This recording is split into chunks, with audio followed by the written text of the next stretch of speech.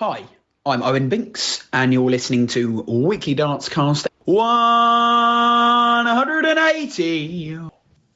Hello, and welcome to an episode of the Weekly Dartscast, sponsored by Dartwolf. I'm Alex Moss, and my co-host joining me as always, it is the Darts statistician, the Darts Driver King, and a winner of $15 in a blind draw doubles competition last week, Burton DeWitt. How are you doing? I'm doing fantastic. Yeah, I finished third place, so $15, covered my bar tab, can't complain. Well, no, I got an order of tater tots, so it didn't fully cover my bar tab because of that. But otherwise it would have. And first 180 of the year at long last, is the end of January, is upon us. So I'm doing fantastic. How are you, Alex? Glad to hear it. Yeah, I'm good, thank you. You've now won exactly $15 more than I have in my darts career, so you are top of the Weekly Dartscast Order of Merit. So doing a fist touch to my screen now to give you some respect for that. But what a lineup we've got for you, not just your achievements at the weekend to celebrate, but we've also got two others that had pretty good weekends. We've got Chris Dobey calling in later on, the man of the moment, winning the Masters, getting in the Premier League. We've also got Berry Van Peer after he won the Dutch Open men's title on Sunday night, and a man who's had many moments in his career. There could be another one to come next week. It is the three-time BDO world champion, the former Premier League winner, Glen Durrant. So fun show ahead, but let's get straight into it with a look back at the Masters. Chris Dobey adds his name to the PDC Major Roll of Honour following Johnny Clayton in 2021, Joe Cullen in 2022 to win the Masters, and with it also get an invite to the Premier League. What did you make of his run to the title? Obviously, he caught a little fortune en route, but you have to win a title. We always say that. The only time I can remember someone who didn't catch much fortune on the way to a title was Mickey Mantle, because he won 6-0, 6-0, 6-0, 6-1, 6-0 to start that day off. You don't really need to catch much fortune if your opponent's not winning a leg. Beyond that absurd day in Wigan, you need to catch some luck on the way to a title, and Dobey caught his in the final. Rob Cross played what was by far his worst match of the weekend. I mean, mere 22 points off of his first match when he beat Gary Anderson, and where Gary Anderson had the highest ever losing average in leg play in a best out of 19 match or longer, averaging 111 to Rob Cross's 112, which finally means Rob Cross is at a higher televised average than he did in the World Final now 5 years ago when he beat Phil Taylor with north of 107. He finally topped that match against Gary Anderson, and he dropped off significantly in the final. And you know what? So did Chris Dobey. When they went off the stage for the second break, they were both averaging just north of 90, or I think Cross was actually still just under 90 at that time. But Dobey lifted his game and Cross didn't. And in the end, that's why he crossed, no pun intended, crossed the line and pulled away in that final session. But he was consistent over the weekend, Dobey was. His lowest average was that 94.05 in the final, but his highest average was his first match at 96.89. So over the course of his 5 matches on the way to lifting the title, there was only 3 points in his average. He played at a very, very steady clip. And yes, no one threw their best stuff at him. I mentioned Rob Cross. Michael Smith dropped significantly as well for that semifinal. Michael Smith just didn't have it in that match. But, after winning the World Championship, after winning a World Series event, after just dominating Danny Noppert after a tight first 10 legs in that match to dominate those last 5 legs, it seemed like Michael Smith just plateaued for a little while, and that was what Chris Dobey needed. He was consistent at that mid-90s, 95 average over the course of 5 matches, over the course of nearly 60 legs. And that's going to win more matches than it won't. It won't always win the title. It probably won't win a title most of the time, because at some point you think someone's going to really throw something at you. But if you average 95, I don't care what the length of the match is. I don't care what the round of the competition is. A 95 average is going to win more than 50% of the time against nearly anyone in the world. And he did that in every single match. And sometimes that will be enough to win the title. And if you've done that, you really can't say it was undeserved. He was the most consistent player throughout the tournament. He was on his B/A- game the entire time, and credit to him. And he had some scalps along the way. We'll come on to Luke Humphries and Joe Cullen and Dirk van Dijvenbode a couple questions time when we talk about players who missed out on the Premier League. But none of them threw their best at him, but they all threw okay. They all threw that same average at Dobey that Dobey threw at them. And those are all players who we talked about it. We fancied as potentially winning this. Joe Cullen won it last year. Luke Humphries won 4 Euro Tours last year. Deep runs in a couple other majors, and everyone thought was in the Premier League. Dirk van Dijvenbode came within a leg of winning a televised major last year and looked live pretty much every tournament he was in to bring home the silverware. And Dobey beat them, and he beat Dirk convincingly. He beat Luke and Joe in tight matches. He held his nerve and got over the line. And then he took advantage of 2 world champions in Michael Smith and Rob Cross who were off their game. And Dobey looked the better player in both those matches. You can't say that it was undeserved. He was consistent, and he played at that level that will win more than half the time. And sometimes, like it was in Milton Keynes at the weekend, that'll be enough to win your first major.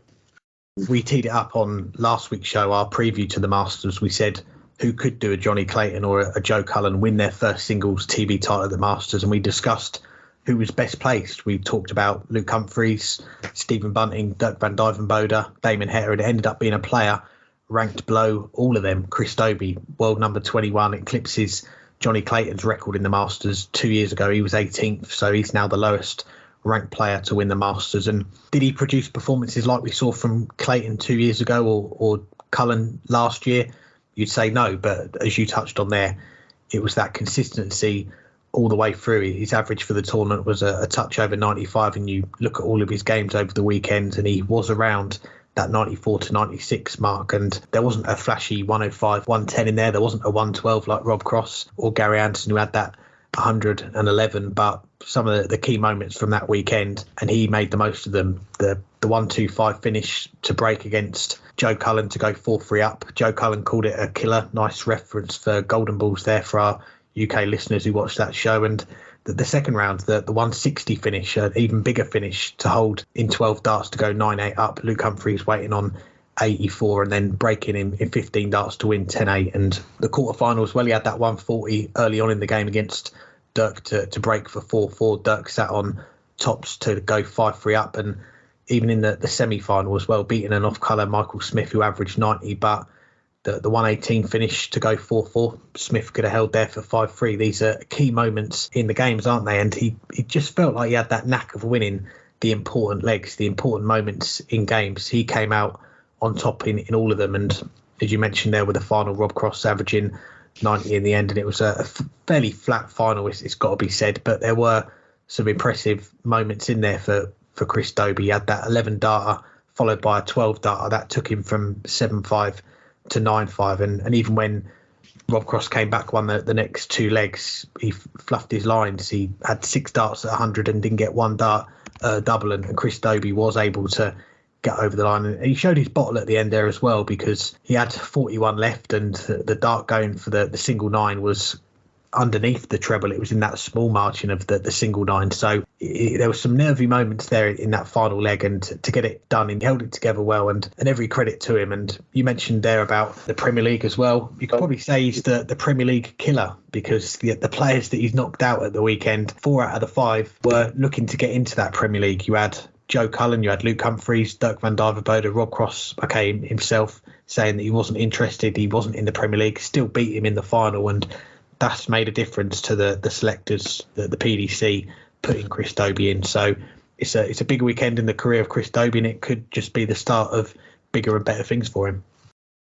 Well, you mentioned that it got Chris Dobey into the Premier League, and that brings us to our first of 2 related questions of the week. Chris Dobey making his debut, the only debutant in the Premier League, as the field was announced on Monday morning. I'm sure all of our listeners have heard by now what that Premier League field is, but in case they haven't, in order of their current ranking, they're Michael Smith, Peter Wright, Michael Van Gerwen, Gerwyn Price, Johnny Clayton, Nathan Aspinall, Dimitri Vandenberg, and the newly crowned Masters champion, Chris Dobey. What do you make of the field for 2023?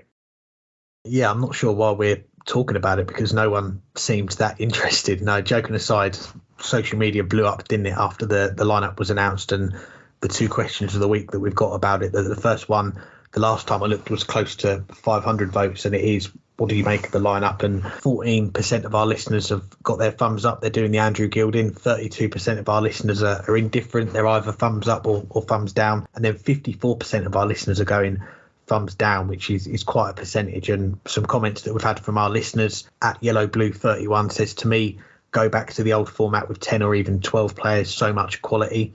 At CarefreeEds86 said, boring, needs to get back to the old format. Ross Smith, proper unlucky to miss out.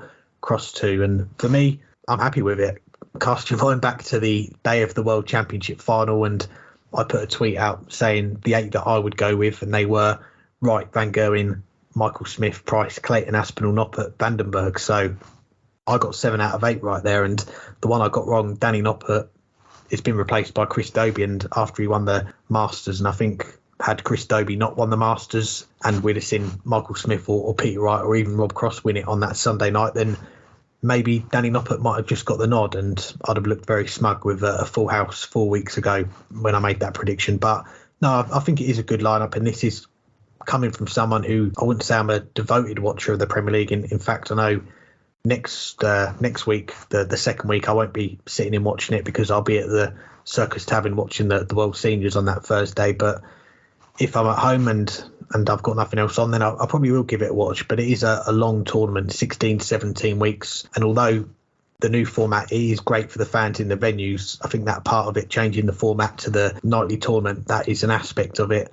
that has worked very well. But as a fan watching at home, it does feel more repetitive now, and we've lost that jeopardy as well of the elimination of 2 players on judgment night after week 9. So now it is all about getting to the playoffs, getting in the top 4, and that the table, you don't really start to look at it closely until probably week 10, week 11. There's more points on offer now each night. So for me, the lineup, it looks like I'm in the minority here with the thumbs up. But you've got the top 4 in there. You add in Johnny Clayton, who won it 2 years ago, topped the table last year.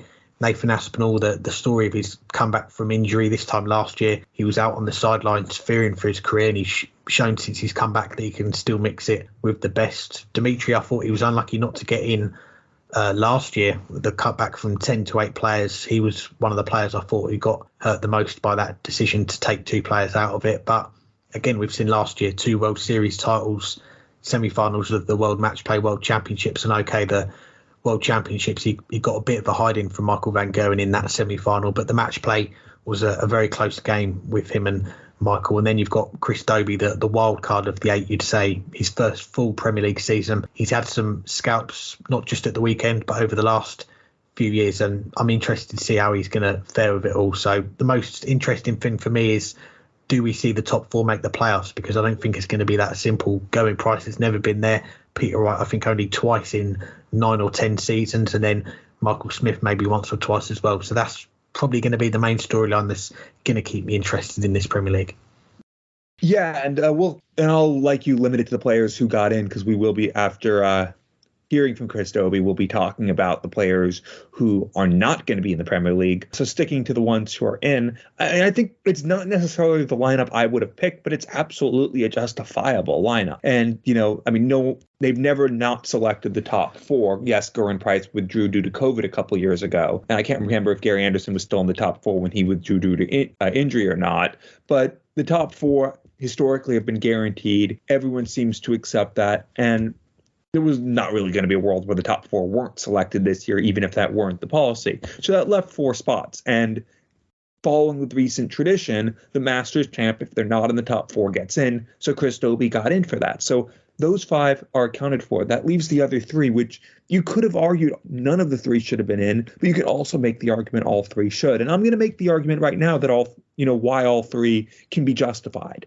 Starting with Johnny Clayton, the highest ranked of the 3. He won the Premier League on debut nearly 2 years ago, and then he topped the table the following year. So he's done a fantastic job in 2 Premier League campaigns. Now, did Johnny Clayton fall up on the Premier League last year with anything really big to write home on? No. He went out second round in the Grand Slam. That's the last 16. Second round, that's the last 16 in the European Championship. Second round, that's also the last 16 in the Grand Prix after going out first round in the World Match Play. So those 4 majors were all early defeats. But he started to come on strong at the back end of the year. And it wasn't, just in majors. He made a semifinal of the second to last European Tour hit, equaling his best run of the year, which he had done all the way back in March. So at the end of the year, he had a deep run in the Euro Tour in September. He also made it to the semifinals for the second year running in the Players' Championship final, his best run on television in a ranking major. all year.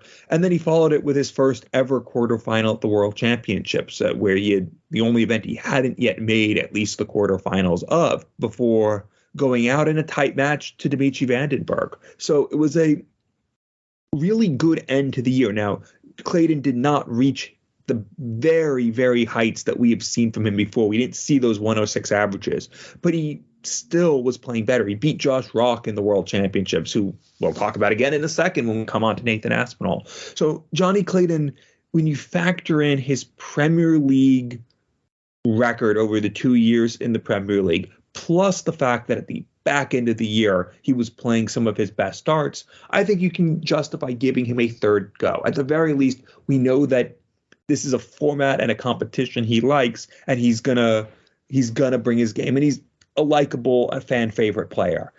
Now, as for the other two that were borderline, we'll go on. I'll continue in order of current ranking. We'll go to Nathan Aspinall. There was an argument that Nathan Aspinall had played his way out of the Premier League at the back end of the year, the exact opposite of Johnny Clayton playing his way in. Of course, Aspinall made the two major finals this year and nearly came back from 4-0 down against Michael Van Gerwen in the World Grand Prix before losing 5-3. Just had nothing in the final against Michael Smith in the Grand Slam, but it was phenomenal up until that in the tournament. But he maybe played his way out with an early exit to Danny Van Tripe at to Martin Kleermaker at the Players Championship Finals, and then going out in a fantastic match to Josh Rock in the third round of the World Championships, followed up by losing the first round of the Masters. There was some argument that maybe Nathan had played his way out, but he made two ranking finals in the back half of the season, and he played well even when losing at the end. I think that, plus the fact he made 3 European Tour semifinals, he won a pair of Players' Championship events. He clearly had put together overall, both on television and on the floor and on the Euro Tour, a very good campaign. He didn't win a major, but he made 2 finals. I think even with the struggles at the back end of the year, that was, got him over the line, especially since he's done well in this before. He got dropped after making the final in the Premier League in 2020. So maybe this is a bit of a mea culpa for that. And then finally, Dimitri Van den Bergh, you mentioned making the semifinals of the World Championships. Yes, he had nothing in that semifinal against Michael Van Gerwen, but he'd been very good up until then. And he made the semifinals of the Players' Championship as well, also going out to the eventual winner, Michael Van Gerwen, but that was much earlier in the event in the third round when Van Gerwen averaged 106 against him. But Dimitri Van den Bergh, you mentioned he won those 2 events in the World Series. That can't count for nothing. And he also made those semifinals of the World Match Play and the World Championships. I think that those 2 things combined got him into this field. And as you also mentioned, that the fact that he was probably the one player who was left out last year when they cut back from 9 to 8, and was probably that first person on the outside after a year that he made 2 major finals. I think all that together, it's another mea culpa. But all of those, are deserved. We'll come on in a second to the players who were left out. But I think you can make an argument for all 3. Again, they weren't necessarily the 3 I would have put in, but they're easily defensible selections. Yeah, we'll talk about some of the players that have missed out on the Premier League. But before then, let's talk to a player that has made the lineup for the Premier League. It is going to be his first full season. He is the newly crowned Masters champion. Here's our chat with Chris Dobey. I'm pleased to say I'm joined by the newly crowned Masters champion, Chris Dobey. Thanks for the time, Chris. How you doing? Not a problem. I'm good, thanks. Obviously, a whirlwind 72 hours or so, but I'm starting to get used to it now.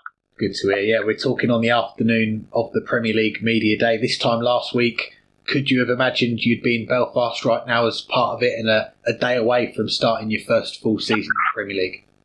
Definitely not.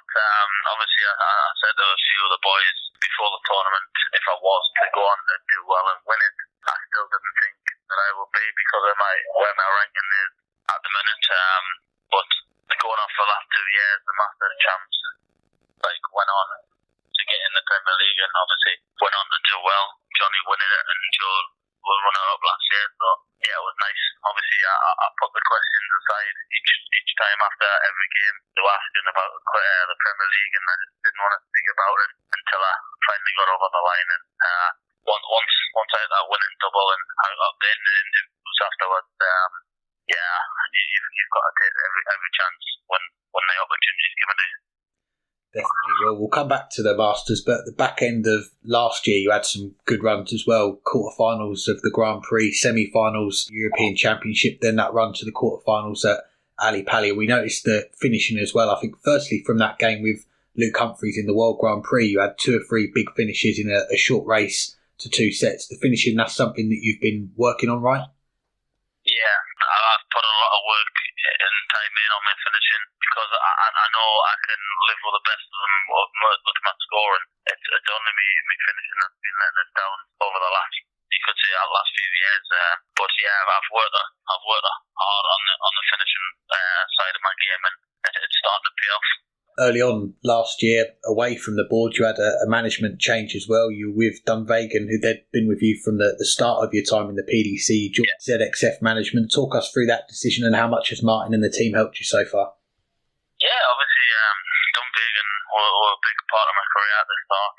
Obviously, when I first joined, they gave me that opportunity to go forward and to play on the tour. If it wasn't for them, I might not be where I am today. So I have to give thanks to obviously Tommy and Steph for that. But yeah, coming over to ZXF with Martin and joining the likes of Nathan Aspinall, Andy Bolton, Louis Williams, and you've got young Luke Littler, Ryan Murray, and Peter Jakes as well. So they're all good lads. A few of them on the tour last year. There's only me, Nathan, and Louis at the minute, but Andy and that's still playing on the Challenge Tour, and he's high up, so he can get in. So yeah, they're a great bunch of lads. I haven't got a bad word to say about them, and yeah, I'm just happy with my management, my game, everything. We just seem to bond and get on with each other well. So that's a good start on its own. Got to mention another title that you've won, and that was with your dad, Gordon, winning the UKDA men's pairs last year. How special was that to partner alongside him and win that title? Yeah, it was. To be honest, it was hard because it was a long old day. I was playing in the singles as well, and obviously my dad, I think he lost it pretty early in the singles, so he was standing around, waiting around the majority of the day. So I didn't want to let him down. So all my focus was going into the doubles game with my dad. So I didn't want to let him down at all. But yeah, it got a bit. In the singles, I kind of took my foot off the gas, and yeah, obviously I ended up losing. And like I said, my focus was on the doubles. I didn't want to let my dad down, and to win that and see his face, because every single down match means a lot to me, Dad. It probably meant more to me, Dad, the other day with me winning as well than it did with me, because he gives us a hard time, obviously, playing darts, and he criticises everything in my game, but now to get that win, it means a lot, and it'll keep him off me back. Good times. Well, the year ended with that run to the quarterfinals at the World Championship. You beat 2 former world champions, Gary Anderson, Rob Cross. You said after the win against Gary that he said something which upset you. Have you two spoke about it since then? No, not really. No, just like I say, I'll just get on with my game. I'll try and prepare for my own games all the time, and I move forward. Obviously from the World Championships, it was a great run, but now we haven't spoken. Like I say, I haven't really seen him to speak as well. So, but like I say, I'm sure we'll speak, and there was no hard feelings. Obviously, it was just one of those things. Well, let's get on to the Masters, and we could be changing your nickname from Hollywoods to the Premier League Killer, because you may have ended the hopes of 4 players by beating them at the weekend. Joe Cullen, that 1-2-5 finish he described as a killer. You had that 160 against Luke Humphries at a crucial moment. So how were you feeling going into that Sunday, the final day? Yeah, obviously you touched on the big finishes at the right times. Obviously the 1-2-5 was a pivotal moment in the game against Joe.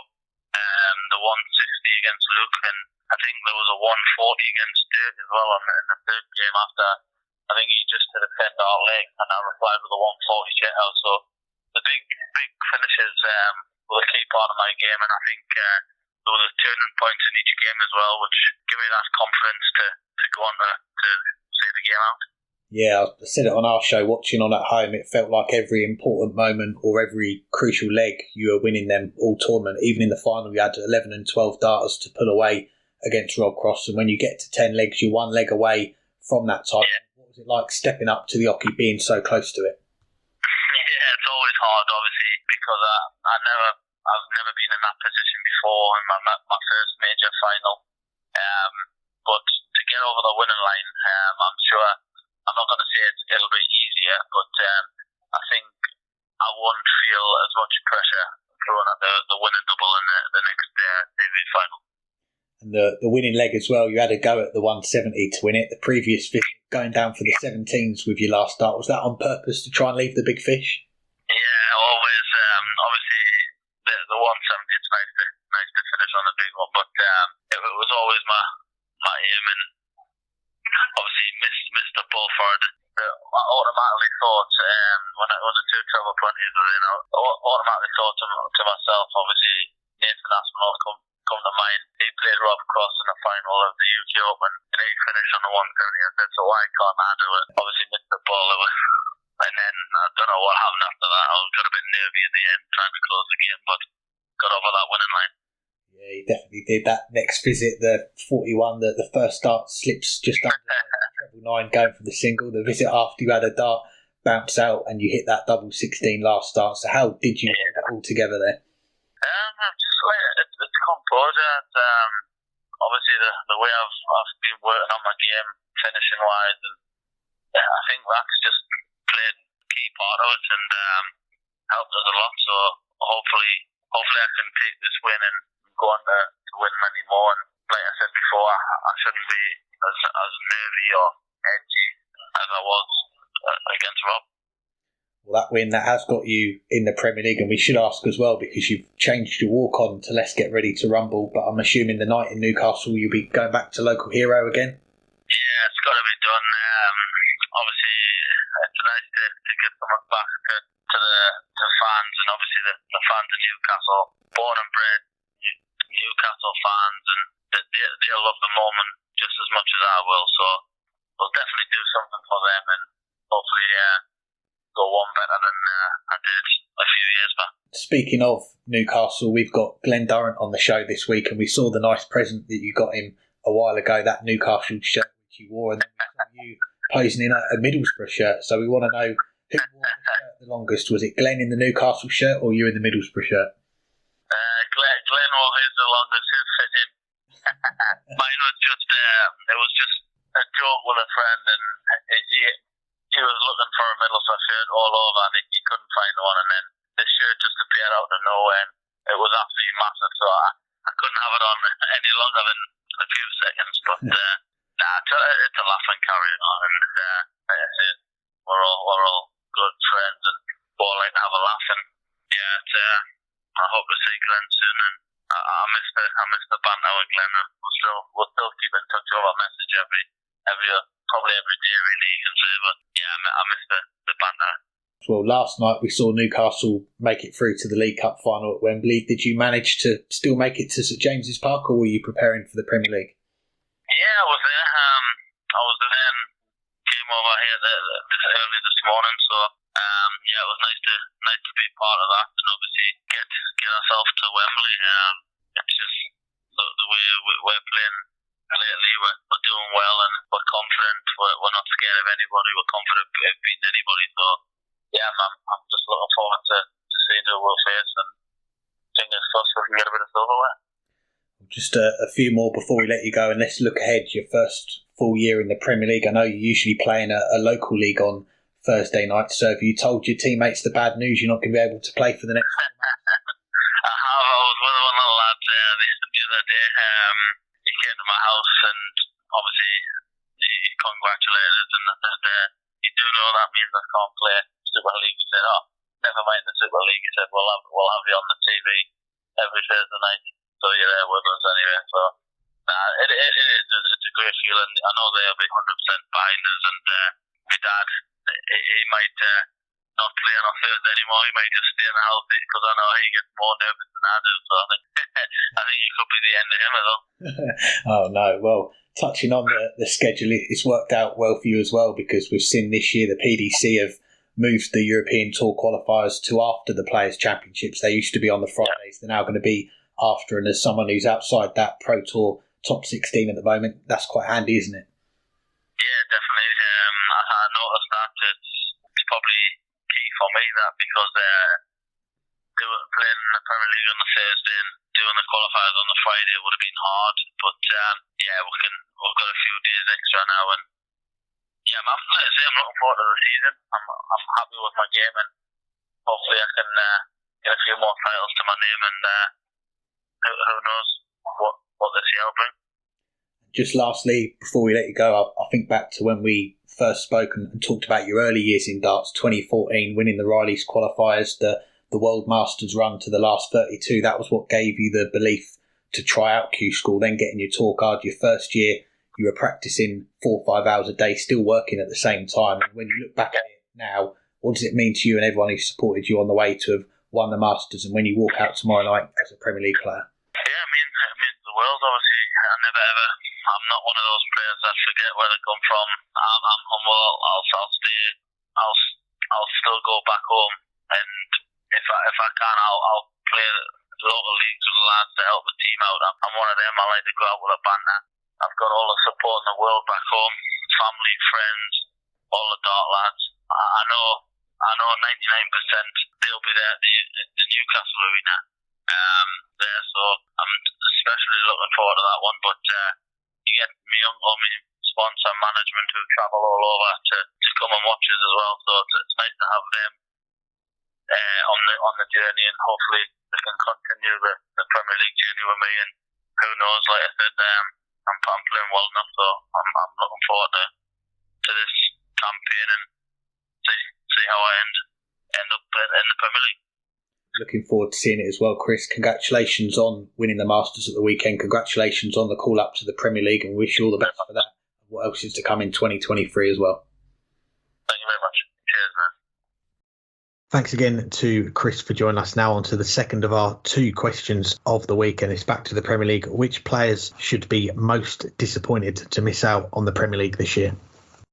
There's a couple for that. And it was one other thing I meant to say on the last question that I forgot. And that's that all these players were in the top 20 in averages on the Players' Championship last year. So, yes, if you think maybe it should be the top 8, but there's really not that much difference. You're talking a couple points. They're all over 95. But there were a couple players who were averaging even higher than that. Obviously, Josh Rock and Damon Hedda, who seemed to have not done enough over the course of the year. They each averaged over 98. Hedda won the World Cup, but just didn't get it done on television at the end of the year. Josh Rock probably was still a year away. We need to see him really have a televised breakthrough first. The World Championships was pretty darn good, but we really need to see him, make a run to the semifinal, get another year under his belt. But then you come to the next person in the overall averages, and he's probably the one who feels most hard done, and he's because he was 4th in averages in the Players' Championship last year, won 4 Euro Tour events. He's the highest ranked player not selected, number 5 in the world. Didn't continue that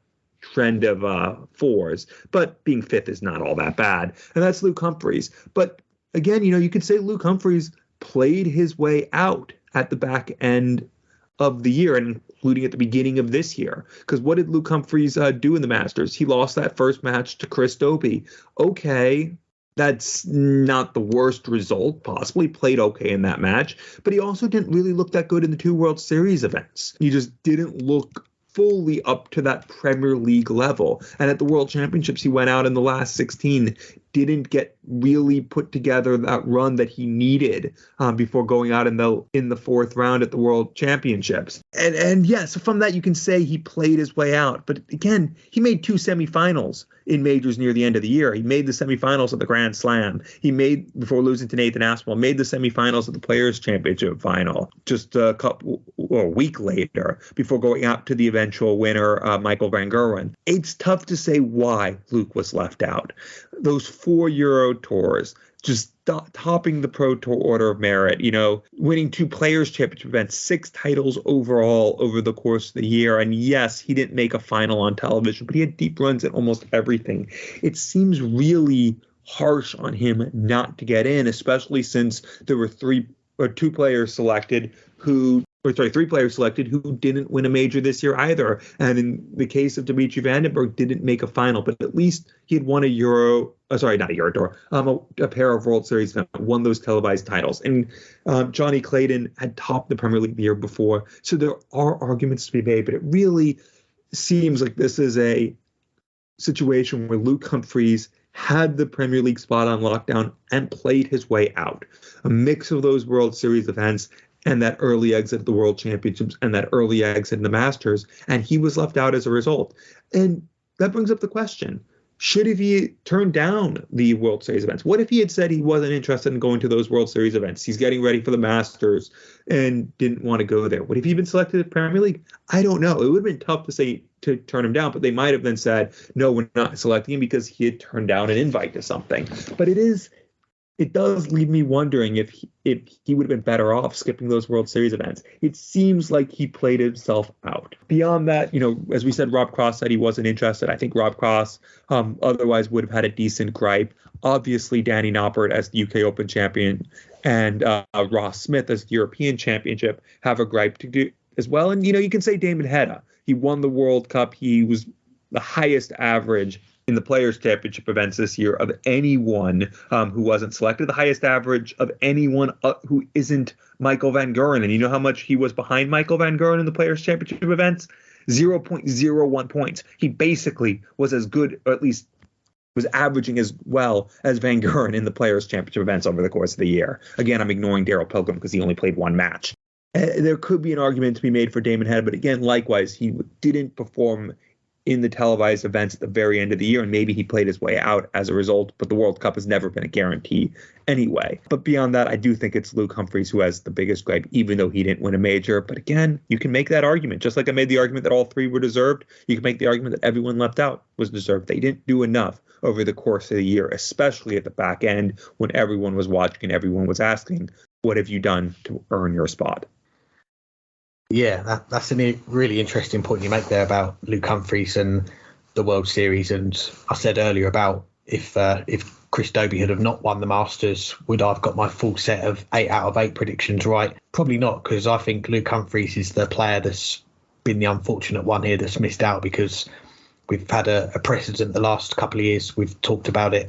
The player that wins the Masters gets in the Premier League, and when you see someone do it again, as we saw at the weekend, it was always going to be very difficult to leave Chris Dobey out of the Premier League. So I think Luke Humphries is probably the one that was in the Premier League up until that final match start went in on Sunday night in Milton Keynes. And that seems to be where our listeners are heading as well, because we've had more than 1,000 votes on this poll that we've got running on Twitter at the moment. Who should be the most disappointed to miss out? Luke Humphries, 61%, Danny Noppert, 15%. And then you've got Ross Smith and Joe Cullen, both on 12%. A few of our listeners, El Manga, saying Humphries, he was the third best of the year. James O'Hara has to be Luke Humphries, 4 Euro Tour titles and still can't get into the Premier League. Not sure what more he is meant to do.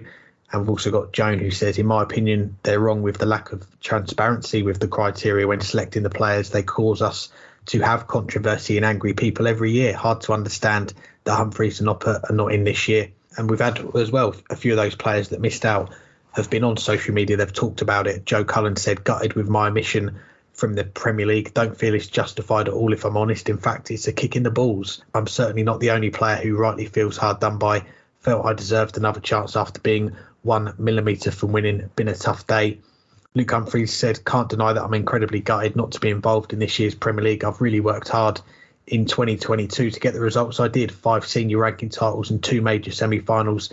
And all I can say is I'm proud of my achievements, even if they wasn't good enough. And Ross Smith as well, coming out and saying, as the reigning European champion and the biggest 180 hitter in the world, so he's even better than you, Burton, in the second half of 2022. I'm obviously absolutely gutted not to be included, but I respect the decision and wish all the players the very best for the event. And I think this is a product of how open the PDC is at the moment and how many world-class players they've got right now, because I put the stat out on Twitter, the years in which a player has won their first major in the PDC, and you go back 2013 to 2016, we didn't have any new winners.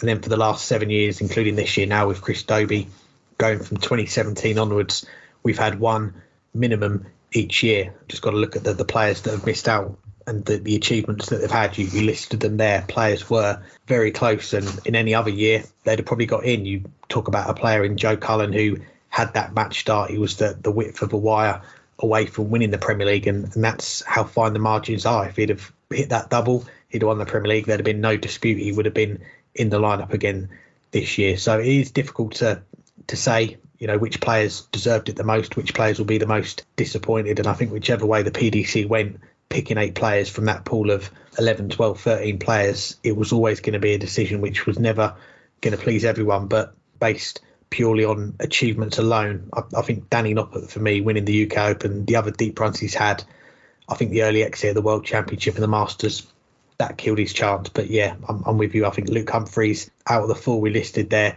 the world number 5, all the success he had last year, I think he was very, very close. And the turn of one game, that Masters final going one way and not the other way, that's what's kept him out of the Premier League, I think, in the end. Yeah, I never claimed that I was as good of a 180 hitter as Ross Smith. He only had more in one match that he lost, of all things, of the World Championships than I had all year. But that's a different story. But we'll go on now to our Premier League predictions. The 8 are set. Nothing we can do about that now other than to talk about who we think is going to win. So we'll start with the first match of the night at the SSE Arena in Belfast, and that's Dimitri Van den Bergh returning after a 1-year absence, going against Johnny Clayton, who topped the table last year. How do you see this one? Yeah, it's one of the World Championship rematches that we've got in this quarter-final lineup of the first night of the Premier League, and a game that I looked at the time, and we've talked a lot about the selection process for the Premier League, and I was kind of looking at it as maybe a Premier League eliminator, and that was before the PDC decided to hold off the announcement until after the Masters and to decide the 8. But Dimitri, he won that game 5-3. It was a tense game, and I think it was the first quarter-final that we had on that day of Ali Pali in the afternoon session, and people will remember it well for Dimitri taking the microphone on stage after on Sky to address the crowd. But I don't think that's going to be happening here, because if he does win, he'll have another game, possibly 2 games to play. But I do think Johnny Clayton is going to get his revenge in this one. I'm going to go with 6-3 to the Ferret for this one. Well, I'll be different because I want to win this. As I said earlier, I think Johnny Clayton is playing a bit better right now, but I think Dimitri Van den Bergh is reaching his A game a little bit more often than Johnny Clayton is. I think he'll be buoyed by returning to the Premier League, and I think we'll just see a bit of relaxed brilliance from Dancing Dimmy. So I think he's going to get over the line. I'll go 6-2. I think he'll beat Johnny pretty convincingly. I think Johnny will still average in the 90s, play well, but I think it'll be north of a ton for Dimitri on his Premier League return. Second game of the night in Belfast, and it's the small prospect of a World Championship final rematch. Michael Smith against Michael van Gerwen. How do you see this one going? Yeah, it's not just a World Championship rematch. It's also a rematch of the final here going on 5 years ago now, when Michael Smith made his first major final and was blown out of the water in that. But Michael Smith is a different player now. Michael van Gerwen is a different player now. And as you mentioned, this is a rematch from just over a month. Well, by the time they're playing, it'll still be just under a month ago. So from the world final, Michael Smith really has looked the part of the world number 1 since becoming world number 1, winning a World Series event, making it to the semifinals in Milton Keynes. Michael van Gerwen has not yet hit, well, I mean, it's hard to imagine him hitting the heights that he did at the World Championships up until the final, but he just hasn't. He seemed to maybe a little bit hungover from the disappointment of the World Championship. Obviously, getting a chance to get revenge would be big for him, but I think Michael Smith is just playing a little bit better and playing with a lot more confidence. How can you not when you're world number 1 and world champion? I'm going to go Michael Smith in a last leg decider to get over the line 6-5. Yeah, this is going to be a close one. It is a first meeting between these two players since that World Championship final. So you've got the world number 1, the world champion Michael Smith, the man who would have both those accolades now had he come out on top in that final, Michael van Gerwen. And we could have seen them play earlier. We could have seen them play a couple of weeks ago in Denmark. I think they could have played in the semi-finals. And going into the final day of the Masters, they were both still in the tournament. They could have played in the final, but we didn't see either of them in the final in the end. Michael Smith losing to Chris Dobey in the semi-finals, and MVG going out the round before to Rob Cross. So both players, they want to put a marker down. And I know it's a long season, the Premier League, but I do see this going close as well. You've gone 6-5 to Michael Smith. I'll go a little bit more one-sided. I'll go 6-4 to the world number one. All right. Well, now we'll come on to the third match, and it involves Peter Wright, who has never won the Premier League, obviously missing those 6-match starts now almost 6 years ago in the final, going against Chris Dobey, who, well, he's been a challenger before, but this will be his first match proper in the Premier League. How do you see this one? Yeah, this is a game that I'm going to call the Premier League killer against the Premier League killer, and I'll explain that one because, as I mentioned earlier, we had Chris Dobey at the weekend beating 4 players that all had hopes of getting in the Premier League: Luke Humphries, Dirk van Dijvenbode, Joe Cullen and Rob Cross. Cast your minds back to the 2011 PDC World Championship, and this was a few years later when I was having a game of darts with Peter Wright. Pulled out my darts. I obviously had the Co Stompe flights, and he said, "Oh, you're a fan of Co?" And I said, "Yeah, he doesn't play as often nowadays." And he said, "Yeah, there was a time when I played in the World Championship, drew Co in the first round a few weeks earlier. He'd just won that World Cup. He was trying to get into the Premier League. Peter Wright beats him in the first round, ends those Premier League talks for Co.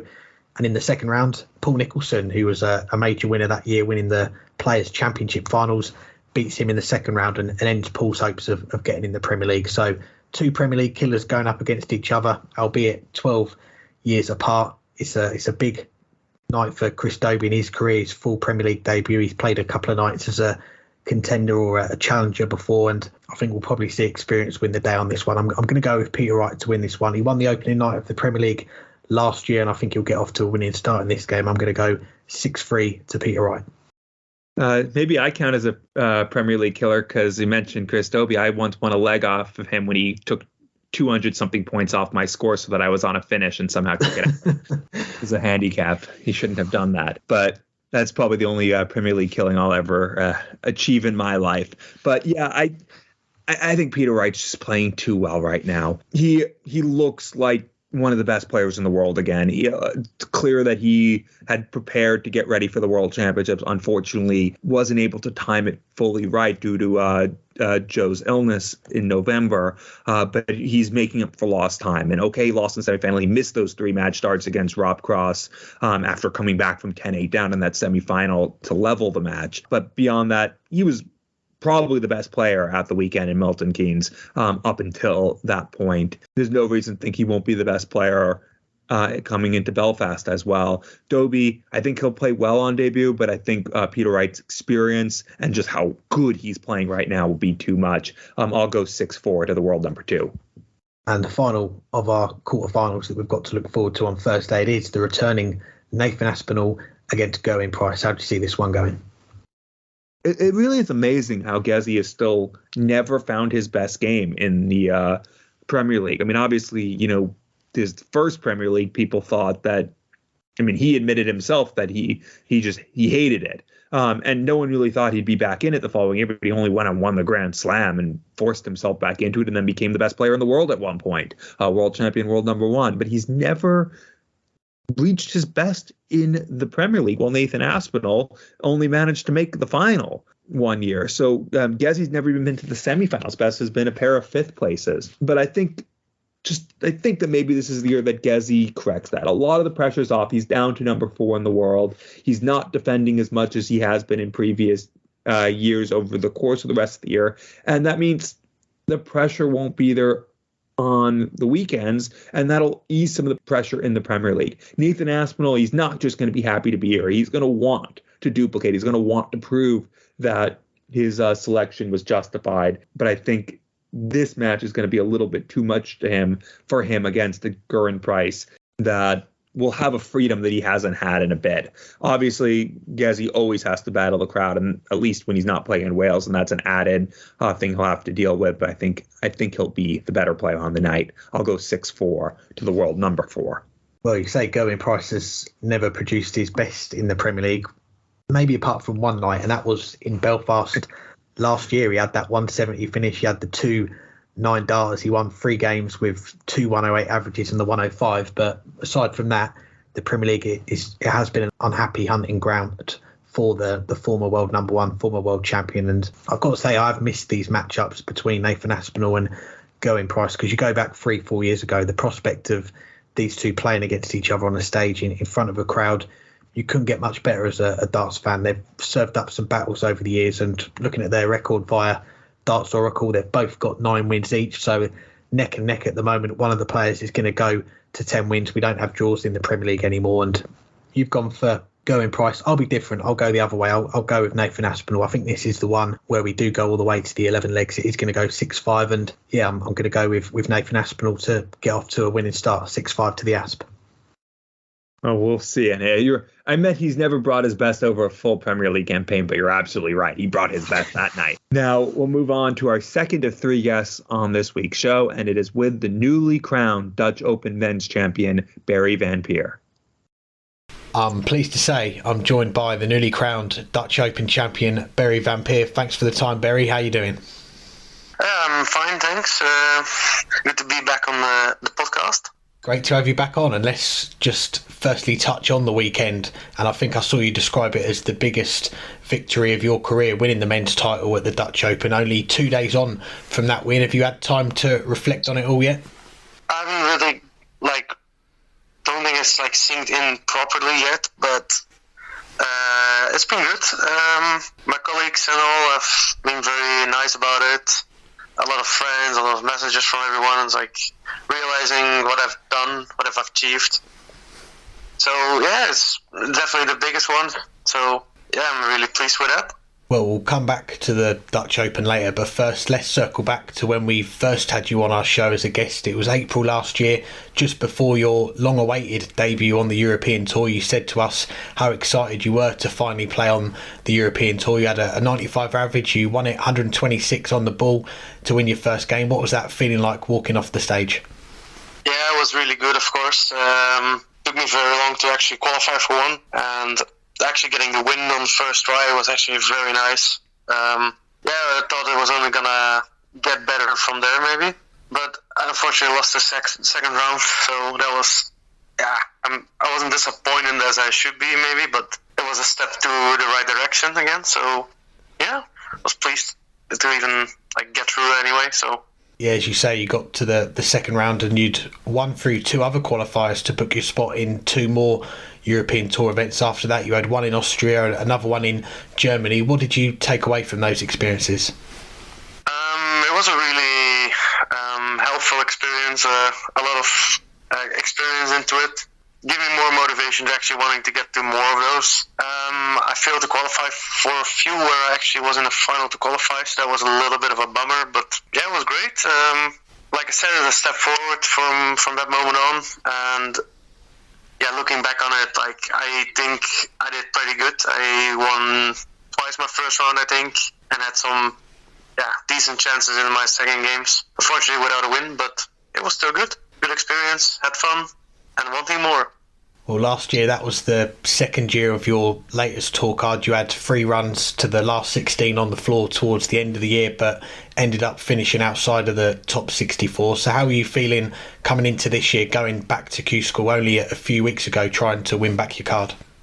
Well, it was a little bit of a disappointing end of my tour card. The first year was 3 friends dying out of nowhere, which is, of course, a very sad period without motivation for darts. And the second year, like you said, at the end I was having 3 lost 16s. I was actually looking at my game. I was actually playing above 90 average most of the time, scoring really heavily. I was satisfied with my game, but yeah, it wasn't enough to qualify for the Worlds, unfortunately, which made me lose my tour card. And then Q School happened, and it didn't start great. I think I should have gotten my some more points on the first few days, but I had some great finishing against me on the second day for sure. Third day, lost to Thibaut Tricol. Just all unfortunate games, kind of. And then the final day, lost the quarterfinals, and I did so much effort in terms of practice, preparation, the last 3 16s in the last season. I was like, this is giving me a good boost to get a tour card again. And I did so much effort for it, and then it just got shattered like nothing. And I just kind of blacked a little out into disappointment, and I'm not proud of that, but yeah, it's giving motivation to just within a week time, I had to like change my mindset and be like, okay, accept that you don't have a tour card. You have to go to the challenge tour now, and then from there on, you can just see what you want to do. And that's what I did. And yeah, here we are, 2 weeks later even. So yeah. Yeah, it's quite the contrast of emotions, I'm guessing, from a few weeks ago. You had that great run on the final day at Q School, getting to the last 8, coming within a few wins of getting that tour card back. But nowadays, there are a lot of opportunities for players who don't have the tour cards. As you'll have experienced the last 2 weekends, you had the Challenge Tour, then you had the Dutch Open, and after you missed out at Q School, what was your plan for the rest of this year in terms of what you wanted to play in? Was there anything that you put as a priority, that's what you wanted to play in and focus on the most? There wasn't really any priorities. Well, of course, one thing is the Challenge Tour. I want to be doing good on that one. But besides that, I was like, okay, well, I have like a full year where I can just play what I want, and like I don't have to go to England as often as I used to do, which can be nice for 1 year, but at the same time I want to be going there a lot, of course, because then I had a tour card, and yeah, it's a lot nicer, of course, to be playing with the best in the world. But then I remembered, okay, I can just play Dutch Open, I can play Belgium Open, tournaments like that, and I haven't been playing those for a few years, so it's like, why not just go and enjoy it? You're playing well, you might get some like really nice results, and maybe you could qualify for the Worlds. It really depends, like how things go, and then we'll see from there. And yeah, just trying to enjoy the rest of the year and pick out some tournaments. So. Well, let's get back to last weekend and the Dutch Open, and an event which already held fond memories for you, winning the men's pairs with Gino Vos in 2019. But what are your earliest memories of that tournament? Because it's a tournament obviously in your home country, the Netherlands, which has grown so much over the years, and many people call it the biggest open in darts. Well, it's actually a quite funny story if you think about it. I think it was like 10 or 11 years ago that I actually said to my parents, like, hey, I wanna go to the Dutch Open. Like, I've been seeing it on the internet a few times. I wanna compete in that. And my parents were like, all right, it's like an hour drive. We can sign you in, and didn't really cost anything, only some gasoline. So, and I was like, I'm not sure what I can win, but I want to play on that stage. And then actually I went to the quarterfinals on my first try, where we all know him now. I played some Belgian guy called Dimitri Vandenberg. I don't know if you know him. No, but it's actually funny. He actually made a final against Robbie John Rodriguez, which we also know. Yeah, and no one knew me, and I just thought, who are these guys? Okay, they're in the final. Good for them. I reached the quarterfinals. I'm happy. And years after, I just participated in the youth like 2 more times or 1 more time. I don't even remember. Bad memories. Yeah, and from that moment, I was like, okay, I want to play in the men's. I think it was like 17 or something, and I played 1 year, and then I think I went to the development tour and got my tour card. So then I skipped a few years. Then I didn't participate in the singles, only in the pairs, because I was struggling. Actually won the pairs that year, which was a little total surprise, but at the same time I was playing well, but it just took a long time. And from that moment I couldn't play again until this year. So talk about just having a quarterfinal against a top 4 player, match play winner nowadays, a Premier League player, to winning the event yourself in the men. So it's a very long journey, but wishes do come true sometime. Definitely, yeah, and I can tell it's an event which means a lot to you. I remember last year you tweeted congratulations to Jelle Klaassen for winning the Dutch Open, so it's an event that you keep an eye on, and the win with Gino as well. We didn't talk about it the last time we had you on, but the final, you two were behind. Gino takes out the 120, you take out the 60 to win it, and we saw from the celebrations just how much that win meant to you as well. Yeah, it was great. It was actually a very special moment for him too, because it was exactly 10 years after he won the first time with Rico Dera back in the days. So it was perfect timing for him, like 10 years apart, winning the pairs 2 times. For me, it motivated me as well to play even better, make it more special for him. And in the final I actually played like pretty well, but of course with some struggles, but yeah, the 120 really helped me and him, especially mentally. And the last leg was just really strong for our side, a little less strong from them, but it helped us going over the line, and we won. And yeah, from that moment we've always thrown pairs together, and unfortunately couldn't make it this year. So, but then I just said to him, I'll win the singles for us then, and it actually happened.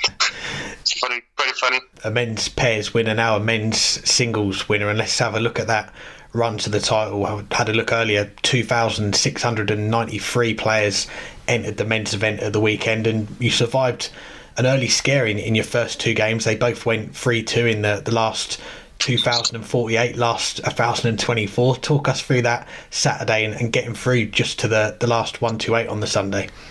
Yeah, well, the first game, like I had to start the first game at 3 o'clock, so I was there earlier because of the people I was with. We arranged like, okay, let's be there like 10:30 for your games, and then I just relax and just watch your games, practice now and then I'll be ready. But I felt pretty good, and I had to play a 3, and then of course for me I play a lot of unknown players from my point of view. And the first game I survived a scare kinda, but at the same time I didn't. Like I felt like I was not gonna lose it. My winning legs were like 13 darts, 14 darts, 14 darts, and they were only my own legs, and I started the match, so I was like, it would be weird if I would have lost this, but at the same time, like, he was playing well as well. I was happy winning that, and then I played the second round, and I was 2-1 down, and I was like, he was playing really well, and I was playing, from my feeling, I was playing a lot more consistent than he was, and then I think he left like 40 or something after 12 darts or 15, and I took an 83 finish on the ball. So he was waiting for the match on a double. He didn't get a chance. And then we went to the decider, and I remember he was after 9 darts on 201 in his own leg, and I left 121 after 9 darts, and he hit a 177, and like all the people who were watching were like shouting like, yeah, it's going to be for you. It's going to be the 24 for you. You're going to win. And I remember just throwing every single dart perfectly in the middle of the treble and the double. Went treble 20, treble 11, double 14 straight in the middle, and just turned around like, no, it's not his game, it's my game. It's like something like that. Like it was an amazing finish. Waiting on 24 for the match, or actually on 2 doubles in 2 legs in a row, waiting for the match, and then not getting a chance is kind of, you play well, and then just that happens. But from that moment, the rest of the games weren't that tough, actually, to be fair. I really scored my opponents away. Like, only like 2 trebles every visit, pretty much. It was pretty insane. I felt like if I was going to play like this on Sunday, I'll have a very good chance to actually maybe win. And I never had to qualify for the Sunday, so it was a little thought in my mind as well. But at the end, I won my last game. And I just asked to be sure, like, am I true to tomorrow? I was like, yes. I was like, okay. And there was so much relief on that part. So I was like, tomorrow I can, feel more relaxed, I thought. So, yeah, just that, from that moment, we just went for food and just relaxed, and the new day started. The run continues on the Sunday. You make it to the quarterfinals. You're back on that stage, and you beat Joey Tenberger 5-2, Arjen Konterman 2-0 in sets to reach the final. And just touching on that final with Andy Bartons, you lose the first set 3-0, but you come back, win the next 2 sets, drop just 1 leg in those 2 sets. The 4th set goes to a last leg, and it's that trusty 1-2-1 finish, this time taking it out on the ball for a 12-darter to win. I mean, that finish, you said it's the biggest victory of your career, but that finish has got to be close to the best that you've had as well. Well, it's actually kind of funny that the 121 saved my life there on the first day, and it actually won me the title as well. Like, it was, when I thought of it, it was like super funny and, well, kind of crazy. Yeah, when I took, I think it was a 4th leg or something in the last set, I was like, you need 1 more leg that's like super strong scoring wise, and you will give yourself a good chance to actually take the match. And I went 2-140, so I was like, okay, this is what you want. You just need like 1 more good treble and leave yourself something nice, and no matter what it is, you'll take it. So when I hit the 100 score, I was like, I remember this finish. You did it yesterday, you're going to do it again. And I was like, treble 20 was straight, like, felt so good. And then the 11, I was like, you're going to hit it. Like, just the thought of just throwing the last dart was like, it's in. Well, no matter what I thought, if I would have missed, I would have probably maybe messed up the 25 or whatever I would have hit. But yeah, I thought I couldn't miss the ball, so it sounds really stupid. But yeah, it was just already in my thought I was going to win the last finish. That's always a good feeling to have, and I think that was your 11th win of the tournament in the final to win the whole thing, coming through the field of more than 2,000 players. It's got you an automatic spot in next year's WDF World Championship. Of course, if you've got a tour card, you probably have to miss that, but before then you are in the spots as things stand for a call up for this year's Lakeside in December. So is that now one of your big goals for the rest of the year, to try and stay in those spots? Well, I've been thinking about it. Like, I know it's a reserve list, kind of. No, it actually is. Sorry.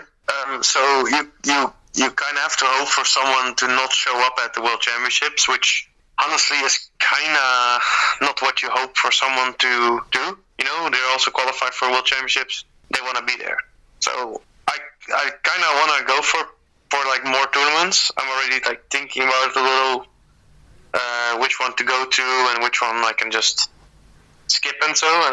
Like, I still need to get some good results in, or else it doesn't matter. But yeah, I think it's maybe a nice goal for the rest of the year, since I had nothing planned except for the Challenge Tour. So maybe I'll just pick up some tournaments, and well, especially ones in Belgium, and so I can just drive to. Super easy. So maybe we'll see from there. Just a couple should be. I don't know how much I would need for points-wise, but yeah, we'll just have to see at the end of the year. Well, you mentioned the Challenge Tour as well. After that first weekend, you're 10th on that order of merit. Still a long way to go in that season, but do you think there could be a chance you might get that call up to these early Players' Championships that are coming up soon? To be fair, I don't think in the first few ones I can be called up. Like, mostly there's not as much people not showing up as there is in the ones that are held in Germany. So my thought is more like the moments they have the Pro Tour in Germany, I think there's a bigger chance that I would be playing in the Pro Tour. And if I would get called up to England, I will definitely go. But until then, just have to wait and see, because you never know how many people do show up, or maybe someone's ill. You never know. Always worth checking the phone. And lastly, we'll test your knowledge. We'll go back to the Dutch Open, because at the weekend, you and Aileen de Graaf, you were the winners on Sunday. It was the first time that both the men's and women's titles have been won by players from the Netherlands since 2004. Can you tell us who the men's and women's winners of the Dutch Open were in 2004? They were both Dutch. 2004. Wasn't it Raymond? That was the men's winner. Yeah, he also. Then, well, my first guess would just be Frances Hunselaar, but I'm not sure if she was still playing around that time. Like, spot on there. You're the winner of the Dutch Open, and you're the winner of our trivia as well, Barry. Oh, Jesus. Like, knowledge in darts, I'm pretty good at that, trivia-wise. I know a lot, but I was doubting so much about this one. Well, I'm surprising myself. Barry, it's always a pleasure to chat. Congratulations on winning the Dutch Open at the weekend, and we wish you all the best for what else is to come this year as well. Thank you very much. I appreciate it a lot, and it was great to be back on the show. See you next time. Thanks to Barry for joining us on this week's show. And speaking of Barry Van Peer, it was his first Dutch Open title, first time since the 70s that back-to-back years the men's winner was Dutch after Jelle Klaassen last year. I know, Alex, you told me that before we started recording, so I'm going to steal your thunder on saying that. While Aileen de Graaf wins her fourth, beating Bo Greaves, a very rare defeat for Bo Greaves, as she loses the final 5-2. What caught your eye, though, from either of their runs? You can have my thunder, mate, not a problem. I always enjoy following this event. The numbers, they look like they were up on last year as well. Dutch Open came back last year in June, but it's gone back to his usual slot this year of late January, that last weekend of January. And starting with Berry, you'll have just heard from him on the show, our listeners, and we talked about his run to the title and the size of this tournament. The men's field, he had to win through 11 games to win the whole thing. And his first 2 games on that Saturday afternoon both went 3-2. And as he talked us through them, the first one, although it was 3-2, he had 3 good legs. He did feel in control. But that second game, he was talking me through it. And 3-2 again, and his opponent was right there with him. He hit a 1-7-7 in the decided to leave 24. What did Berry Van Peer have? 1-2-1, takes it out on double 14. And then we fast forward through to the end of the tournament, and he's got a 1-2-1 again, and he takes it out on the ball this time to win the tournament. So 1-2-1 was a very kind finish for Berry at the weekend. But yeah, it's an impressive run. He's called it the biggest victory of his career. This is someone that's won other titles in the past in the PDC, the Challenge Tour, the Development Tour. He's got to a World Youth final in the PDC, and of course he's had that run in the Grand Slam that many people remember, the way he was battling through the Dartitis and got through the group stage of that. But the Dutch Open, given the number of entries, it's a big win for him, and dropped that first set to Andy Bartons in the final. Andy beat Jelle Klaassen, who was the defending champion in the semi-finals. He lost that first set and then won 6 legs in a row to beat Jelle. So he was coming into that final in good form. He won the first set. Berry came back, won 6 of the next 7 legs to go 2-1 up in sets. And then, as I mentioned, that 1-2-1. So very impressive win for him. It puts him in the World Championship next year at Lakeside. He's an automatic qualifier. Of course, if he's got his tour card back by then, he won't be playing. But he's in the reserve list at the moment for those few spots for this year at Lakeside. So we could see him in the WDF World Championship this year. And just moving over to Aileen de Graaf, Bo Greaves, she was on course for those back-to-back Dutch Open titles. She had a 98 average in the quarterfinals, a 93 average in the semi-finals, and what a game that looked like against Rhiannon O'Sullivan, 4-3, and Rhiannon averaging 97 herself. A really good game, that one. In the final, Bo against Aileen, first 4 legs, they were shared for 2-2. Aileen then holds in 13, and the final really hinged on that 6th leg because Bo had 17 left, missed the big number, and Aileen breaks to go 4-2 up. Bo Greaves doesn't take out the 106 in the next leg, and Aileen checks out on 80 to win it, her 4th Dutch Open title. And to do it, beating Bo Greaves, the reigning world champion, and you spoke about her recently as a contender for Player of the Year, and she deserved to be in the nominees right up there in the conversation because she lost, 2-3 games all year against the ladies in competitions in 2022. So that is a really impressive win for Aileen to do it in the final as well, and worth remembering that she made the final of the Women's World Match Play in the PDC side of the ladies game last year, so she was only 1 win away from getting to Ali Pali herself. So yeah, a player who's always dangerous. She's in the spots again for the Women's World Match Play as things stand for this year, and yeah, getting wins like that is going to give her a lot of confidence that she can go and win even bigger titles as well.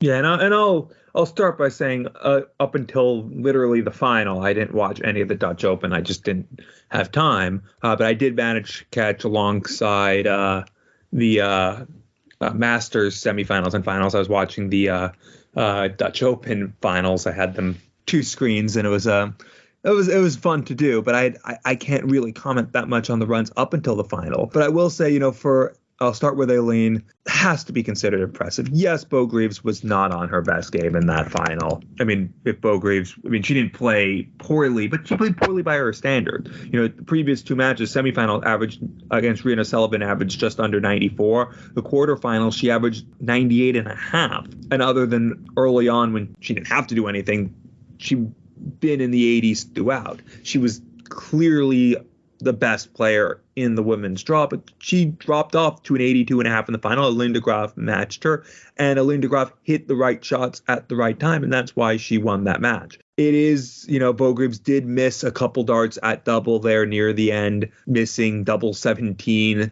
2-hole throw in the 6th leg, and that ended up being the leg where Aileen broke and started to pull away. But it's an impressive win because nobody beats Bo Greaves. She only lost 2 matches in female competition last year over the course of the entire year, and won something like 100 and something. She was undefeated in the women's series. She, of course, won all 8 events she played in the women's series to get into the PDC World Championship after being on nil point on the order of merit prior to that because she hadn't played any of them. So all credit to Aileen de Graaf. It's a huge win for her, and it shows that Bo is still beatable. Even when Bo's playing okay, Bo is beatable. And Aileen de Graaf, she only made the final of the Women's World Match Play last year. We know she's one of the top competitors, and she's a player who maybe entering 2023 is going to want to be saying that, okay, Bo is obviously the best player in the world, the player to beat, but it's not just 2 or 3 players on that second tier, it's 3 or 4. I'm one of those. And that has to be her goal this year, to really establish herself as one of those top players. She's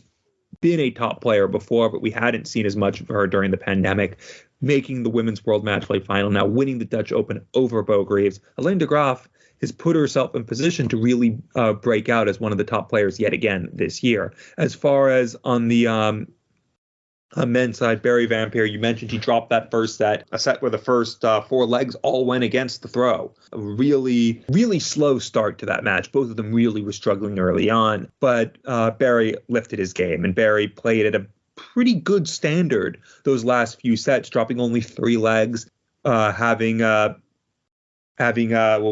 6 of those legs where he won, 6 of those 12 legs he won in 15 darts or fewer. We had Christopher Kemp on not that long ago, and he talks about, the importance, the percentage of legs are able to win in 15 darts or fewer. He did that in half the legs. That's not necessarily a Pro Tour standard, but not too far off of it after a bad start to that match. It was a really good performance where Barry Vampire lifted himself as the match went on, and after getting broken in that 4th set, to fall behind after starting off well in that set, to come back, to be able to break back and then throw in your best leg of the match, a 12 darter in the decider to win it. I think that was just a brilliant finish.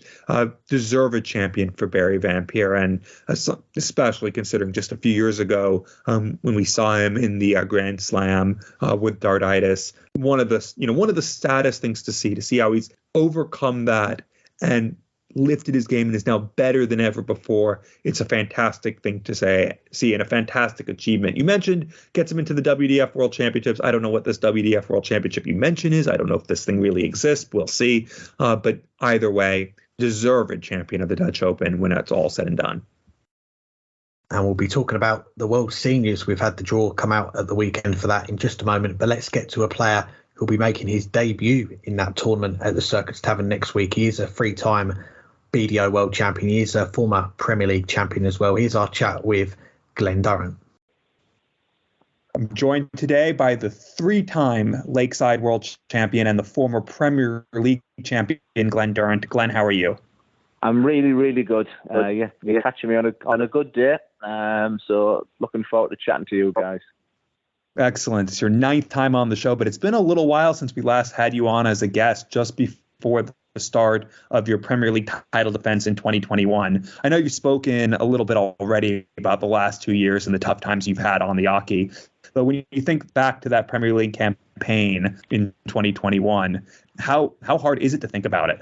Very hard, actually. I try to be as transparent as possible with every answer that I give, and sometimes it's better to just give you the scenario of being laid in a Milton Keynes hotel, getting slammed 6-0, 7-0, whatever it was, against Dimitri van den Berg, and then laying there thinking, tomorrow night I've got Michael van Gerwen, and the night after that I've got Peter Wright. I mean, it was awful. I knew there was things fundamentally wrong with my throw. My confidence was down to nothing, but the sad reality was, the money is fantastic for Premier League. And I just kept thinking, if I can just do this week's work and get through it, it was like the equivalent money of 18 months of being a housing manager. But it was to the detriment in the end, because that was just like a boxing fight where I was just punched in the face for 12 rounds. It was an awful experience. And the time you've got to hit the highs and the lows, well, that 2021 campaign was a real low. Yeah, and of course that Premier League was still being played behind closed doors and in blocks. Your next appearance on television after it, we did see the crowds back at the World Match Play in July of 2021, but the return to form was still posing a challenge for you. What was it like walking up on those stages in front of a sellout crowd, where you'd produce some memorable results in the past, making a semifinal, and not be able to perform at the level you wanted?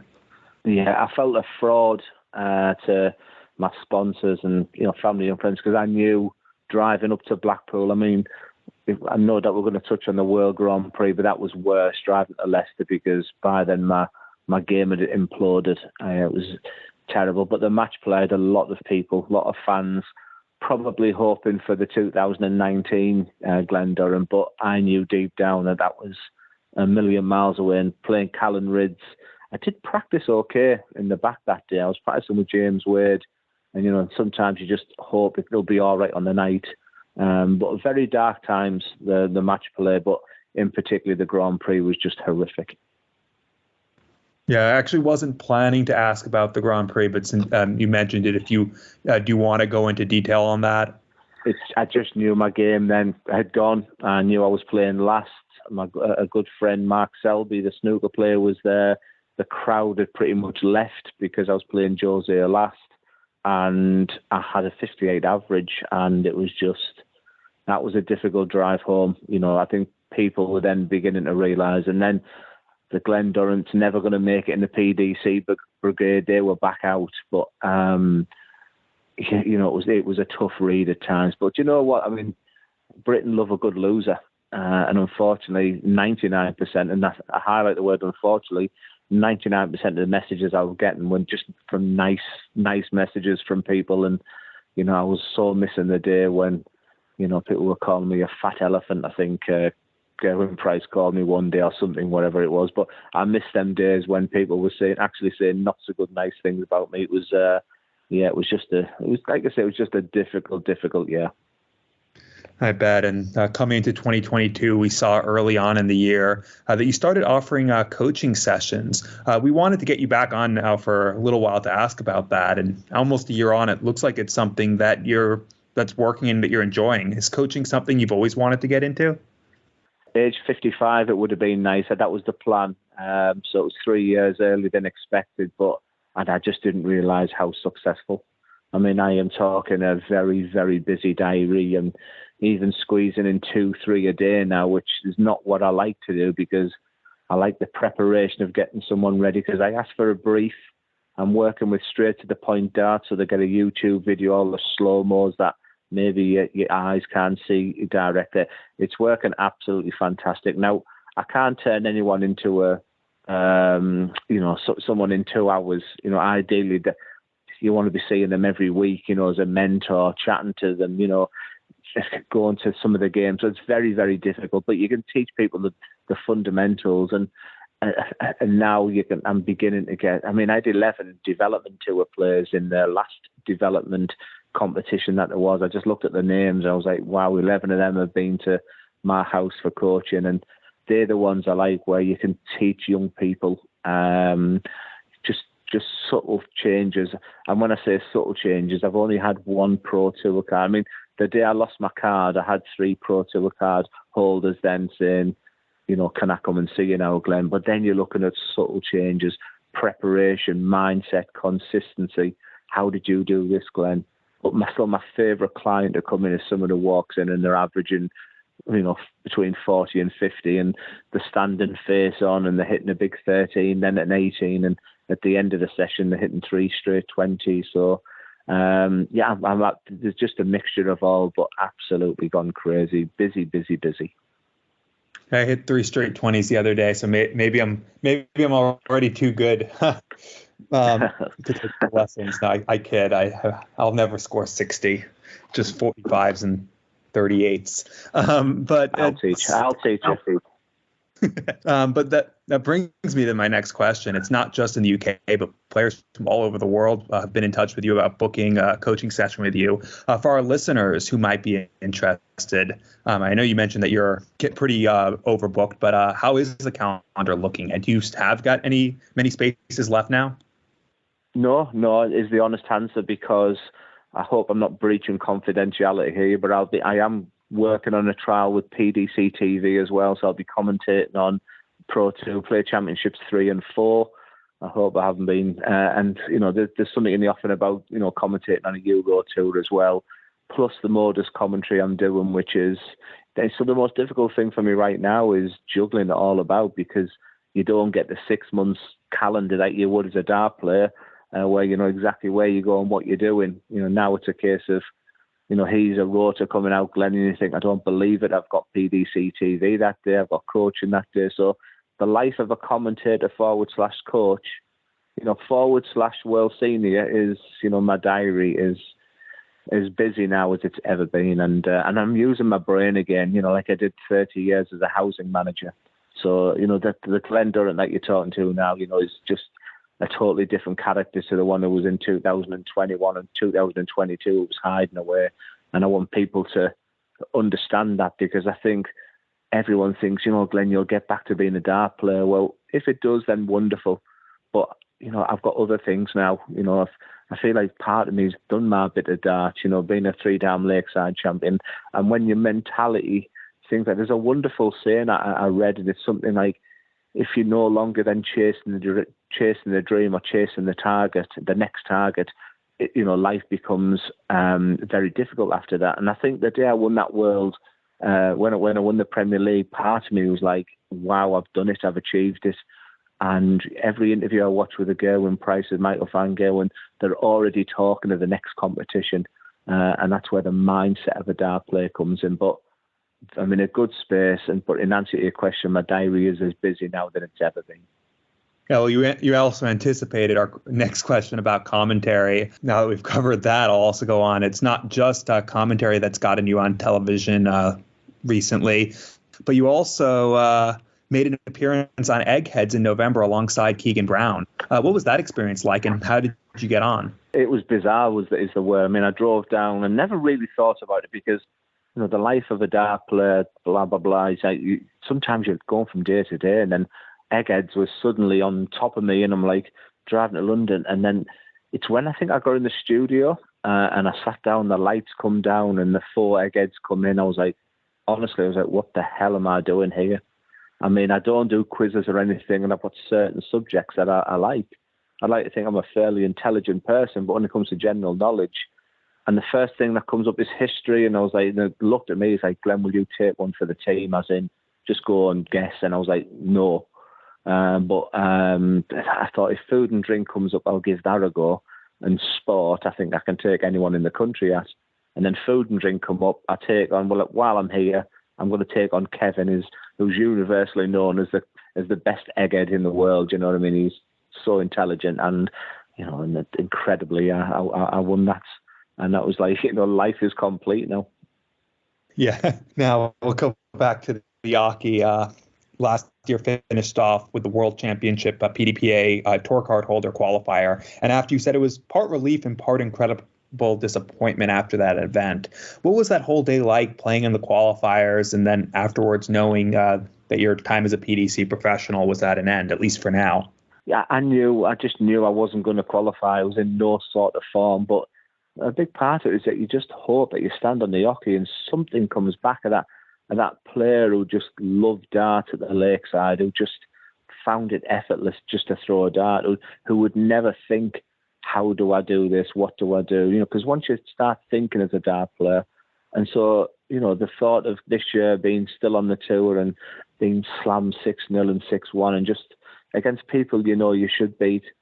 You know, when Gerwin Price beat me 6-0, you know, he looked at me, was like with embarrassment, and I think part of him wanted me to take a leg or two. It was just not pleasant, and I think you know, I didn't go sulking. I didn't, you know, there was moments where I've walked out of a game, and there's moments where I've left after day 3, and I'd like to think I remained a bit of a fighter there, which was synonymous to my game of being that fighter. So, you know, at the end of it, it wasn't a big like, oh my God, I didn't start crying. I was like, well, what's happened?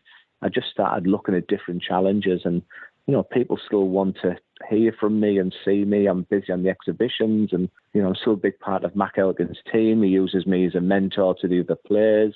Glenn, what do you think of, how shall I deal with this? What about this player?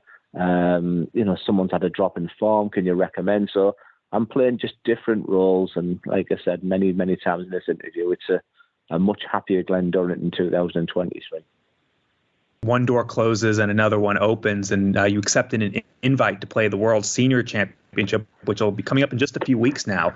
Did it take much persuading to say yes, or were you keen to get involved straight away? And as a Related question, do you know yet what walk-on song you're going to be using for it? Yeah, I can answer all them questions, and I'll be as honest as I've been honest. It did take a lot of persuading, because even now I don't particularly want to be. I would rather just take 12 months away from the game, play local league like I did last night, Super League, etc. But when Modus and Jason Tame come calling, and I felt like I had a duty to Jason because he's given me the opportunity as a commentator. He wanted bums on seats at the seniors. I'm working with Phil Taylor in Germany this year on the Power Tour, and he said it in his own unique style. Come on, Glenn, let's do this together. And then, not maybe them words, but something resonated with me when he just said, just get your ass there. Basically it was. So I did, but I don't hold much over. I don't think I'm going to be the world senior this year. I just would love to come off there being competitive again. The thought of playing the Scott Mitchells, the Robert Thorntons, and Kevin Painters, Richie House, and these guys are they're playing as better than they've ever played. The non-seeds are better than the seeds at the World Seniors. When I looked at the list yesterday, it's going to be a phenomenal competition. But right now, I can't see me being at the top of the tree. I have other targets for the World Seniors. It's just back to enjoying the game I love so much as a man all my life, and rather than them dark days of 21 and 22 we've talked about there. And I'm 100% coming back to my Lakeside song of Pigbag. So until Adrian Lewis comes a senior in 20 years or whatever it would be, I've got Pigbag back, and that just gives me goosebumps. To walk onto the song that I've always loved, and it's obviously a big one with Middlesbrough Football Club. Course, and it's been a good season so far for Middlesbrough, finally, after a poor start. But you mentioned as well winning that title last night in the ADC events, and you beat your nephew, Jamie Durrant, in the final. Just two questions about that. What does it mean to win a tournament again, and what have you made of your nephew's progress the last few years? Yeah, I mean, the reaction when I won was similar to my reaction when I won the first Lakeside against Danny Noppert. It was I turned round and just two fists clenched and just looked up to the sky type thing, because it was just a few locals getting together, but to me it meant an awful lot, because it just to feel that winning line again, to run through the tape, it just meant an awful lot. And the messages I've had today, if you would think I've won a fourth Lakeside, and I'm so proud of the way Jamie was, and part of me was like, Jamie wants me to win more than I want to win here, because I didn't realise how heartfelt it was for me to be on the winning rostrum again, because I think people felt, they've seen me through the ringer the past 2 years when, I got a little bit spiritual about it. I've had all these highs, and, now it's your turn to deal with the lows, and it was just difficult that wherever I went, people would look at me as if, someone had died. It was just, but inside I was at peace. And I just think last night people were wanting to see the old guard, put one over the new guard, because Jamie's going to do big, big things, and I'm here to help him. I want him to stand on his own 2 feet, etc. And, he had good runs at Challenge Tour last week. He's got a real talent. So to get one over him, I tried my hardest and, got over the winning line with a 1-1-6 finish. And then one last question. Looking back over the last 4 years in the PDC, and even you mentioned some people thought you would never make the switch or never should make the switch, but you got your tour card, won a title, made it to the top 16 in the world, topped the Premier League, and won it before, obviously, the last 2 years, the form dropping off. Are you able to sit back and really take in what the last 4 years of your life have brought you? Yeah, I'm a big one for self-reflection. And maybe that's to the detriment again, but I'm extremely proud. I was a BDO. I was the best player in the BDO for a long time. The scrutiny on me was incredible. And I thought moving over to the PDC, I'll be, the scrutiny won't be so much. And it was massive. I remember reading something from Dart Connect said I was the most watched person in 2019 as a Dart player, but I handled it. And I always say to people, the coaching, I went from a pub player to, I always said in April 2020, I think I played just before the COVID lockdown, I played Darrell Gurney in Liverpool. And I think I went to bed that night thinking, I'm the best player in the world right now. So for 1 week of my life, the PDC gave me the dream and opportunity of feeling that I was the best player in the world, albeit for 7 days. But it was just an incredible ride.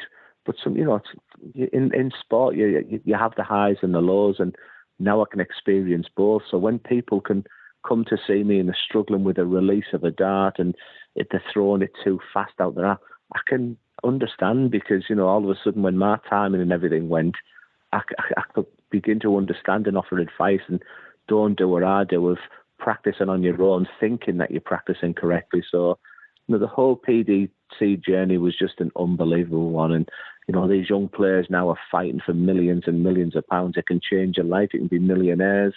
But you just got to sit back, and I want to use that role with Target as well to mentor someone who can pick up the phone if things are going wrong. And yeah, it's just been absolutely brilliant. And I am talking like I've sort of retired, but right now it would seem a long way away for me to get another silver card at Q School next year. But that's the aim, that's the plan.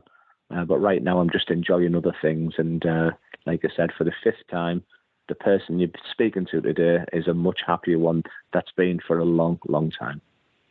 And at the end, that's all that really matters. Best of luck this year, Glenn. Thank you, and up the borough. Thank you very much, Burton. Up the borough. Thanks again to Glenn for joining us, and we'll finish up the show with a look at the draw for next week's World Seniors Championship. What first round ties stand out for you? And I'm going to be at all the sessions for the first round. So, Burton, if Modus were to offer you a flight out to Purfleet and you get to watch one of the first round sessions, which one would you choose? Well, I'll take the flight out to Purfleet, but I won't go to any of the sessions because I'm still protesting for how they wouldn't give me a refund of, what was it, £5 when the video stream wasn't working for me.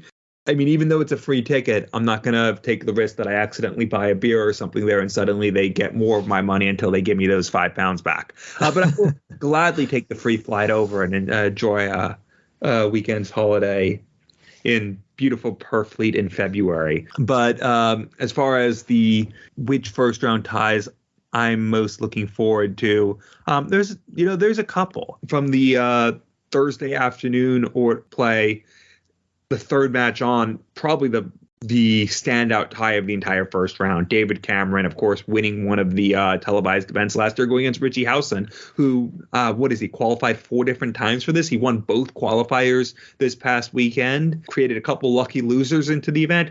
Richie Howson's obviously playing at a really, really good level right now and is going to come in with a lot of confidence. But David Cameron is a televised winner in the senior events. That could be a really good matchup between two people who aren't just thinking, I can win this match. They're thinking, I can win this title the way I'm playing right now, or at least have been playing recently. But also, Martin Adams against Dave Prince. Martin Adams made a final last year. He's still playing at a fairly good level, but Dave Prince is a player who, on his day, can average north of 100. When we've seen him on the Pro Tour the last few years, he's been really good. We haven't seen as much of him in the last year and a half, but he's a tricky customer, and I'm curious to see how he's going to do. And I'll just give a shout out to one more match, and this one comes from the Friday afternoon order of play. Also the third match. I'm only going third matches here. I guess third match is the key one. Tony O'Shea against Leonard Gates. We saw Leonard Gates in the Grand Slam. We saw Leonard Gates at the PDC World Championships. He's a very good player. Chose not to go test himself at Q School, focusing on this instead. But he's a player who can average north of 100. Tony O'Shea, not the player he once has been, but he has the experience. And if he brings his game, he'll cause Leonard Gates some trouble. But I'm really looking forward to see how Gates does at this tournament, because he's one of those players who's going to be in it not just to make up the numbers, but to lift the title, to become the second American world champion ever after Stacey Bromberg at the 2010 PDC Women's World Championship long ago. And I think he very well could. Leonard Gates is playing really, really good stuff right now. And I'm looking forward to seeing how he gets his World Seniors Championship debut underway. Yeah, some good picks there, and a few of the games that I was going to mention as well. And the one that jumps off the page straight away is that game with David Cameron and Richie Howson. I mean, it's a rotten draw for both players. David Cameron, who won one of these events, as you mentioned, last year, and Richie Howson, yeah, I mean, he's won so many of them qualifiers to get in. We're kind of expecting his name to come out about 2 or 3 times in the draw on Sunday, but only came out once, and probably not the time that he wanted his name to come out, because that is one of the hardest draws in terms of the quality of the players in this field. David Cameron is one of the names that players, the unseeded players, would have wanted to avoid. But for us, that means we are going to lose one of those players in the first round. But it does mean we are going to have a very, very good first round game between those two players. So, yeah, that's definitely one I've got my eye on straight away. The Tony O'Shea, Leonard Gates as well. I think that's going to be a very competitive game as well as Martin Adams, Dave Prins. They're some games that I'm looking forward to. Another one I'll mention as well, and it is Phil Taylor against Colin McGarry. And Phil Taylor played in all these events last year, didn't win any of them. I think he made 2 of the finals, and he's someone that was back to do very well in these. And how much practice has he put in it coming into this second stage of the World Seniors Championship? Well, we're going to find that out next week, because performances last year, okay, they weren't near where his A game was, but we weren't expecting that. But he'll want to go back and put the hours in and try and win one of these titles, I think. And he even said it himself last year when he went out early in these events. You know, he's going to put in the hours, he's going to put in more practice for these events, and if it doesn't work out next time round, then we might not see him in these events again. And Colin McGarry, someone that got to the quarterfinals of the World Seniors match play last year and pushed Kevin Painter close in their games. So I think that is a tricky first round tie for Phil Taylor in that one. And a couple others I'll give a mention to: Terry Jenkins, Chris Mason. I think they're 2 world match players at this moment in time. Chris, we saw on the Modus League, he won one of the weeks, and Terry Jenkins has played on that as well. I think that's a game that could go to 5 sets. And I mean, we have to mention it, don't we? It's going to be the first game on his way to winning the title. I can't wait to see it. But Ko Stompe makes his return against John Part. That's going to be a pretty close game, I think. I think both players will fancy their chances in that one of progressing, and even in the next round, Les Wallace or Darryl Fitton. So, yeah, I think for both of them, it's a chance to get to the quarterfinals. And, yeah, I've got my fingers crossed, everything crossed, that it is going to be the matchstick that gets through, and we are going to see the Crane for the first time on Friday night next week. Anything else for this week? Well, we have a few things to say, and as always, we have to say thanks to our guests for joining us, to Glenn, to Chris, to Barry, and thanks to the PDC, to Dave Allen for allowing us to be part of the Premier League Media Day again. That chat with Chris was during their Media Day in Belfast on Wednesday afternoon, so thanks for organising that for us. Thanks to our sponsor, Dartwolf. If you want more Dynamite Darts content, head on over to dartwolf.tv. Give Dartwolf a follow on Twitter at Dartwolf180. And I guess we should have a competition during the Premier League, the last man standing competition that we ran last year. We'll do that again this year. And just before we get into that, congratulations to our 3 winners. We had 3 prizes during the weekly Dartscast awards for our listeners. Brian Wood from Australia won the Michael Smith darts. We had Daniel Timmerman, he won a £50 voucher from Winmore, and Teddy Allison won the Karel Sedlacek Max and Paddy. That was our shirt of the year voted for by our listeners. And big thanks to our sponsors of the awards, because that's how we were able to do those prizes. So thanks again to them. And we'll do a prize for this Premier League for our last man standing, a shirt of your choice from the players in the Premier League this year. So if you're a Michael Van Goen fan, a Chris Dobey fan, Peter Wright, win our competition and you'll get one of their shirts. And to enter, all you've got to do, look down the list of quarterfinals on Thursday, pick a player that you think is going to win their first game, and if they get through,